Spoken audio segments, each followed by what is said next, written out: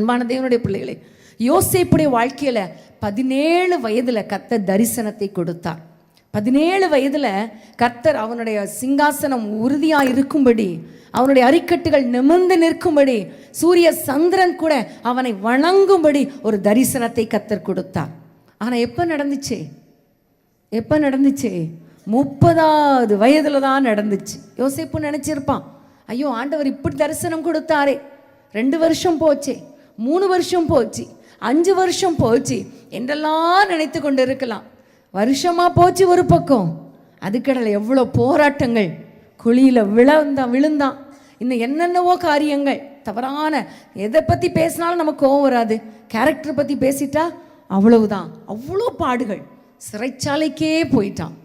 ஆனால் கர்த்தர் வைத்த நேரம் வரும் பொழுது, முந்தின நாள் இரவு வரைக்கும் அவன் சிறைச்சாலையில் இருந்தான், அடுத்த நாள் சிங்காசனத்தில் இருந்தான். ஹல்லேலூயா.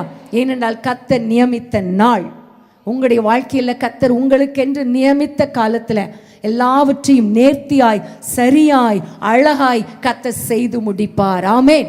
ஆபிரகாமுக்கு 75 வயதுல குழந்தை தருவேன் என்று வாக்குத்தத்தம் பண்ணினவர் அவனுடைய 100வது வயதில் தான் கொடுத்தார். ஆனாலும் அருமையான ஒரு ஈசாக்கை கர்த்தர் கொடுத்தார். உங்களுக்கென்று வாக்குத்தத்தம் பண்ணின அத்தனை காரியங்களும் நிச்சயமாக நிறைவேறும். உங்க வாழ்க்கையில கர்த்தர் வைத்த திட்டங்கள் நிச்சயமாக நிறைவேறும். ஹல்லேலூயா. தாவீதை கர்த்தர் சகோதரர் நடுவில் அபிஷேகம் பண்ணினார், ராஜாவாக அபிஷேகம் பண்ணினார்.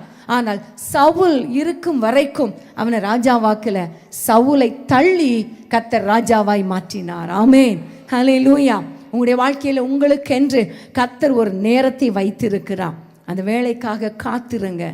அந்த வேளையில் மனுஷனை நோக்கி பார்க்காதீங்க, கர்த்தரை நோக்கி பாருங்க.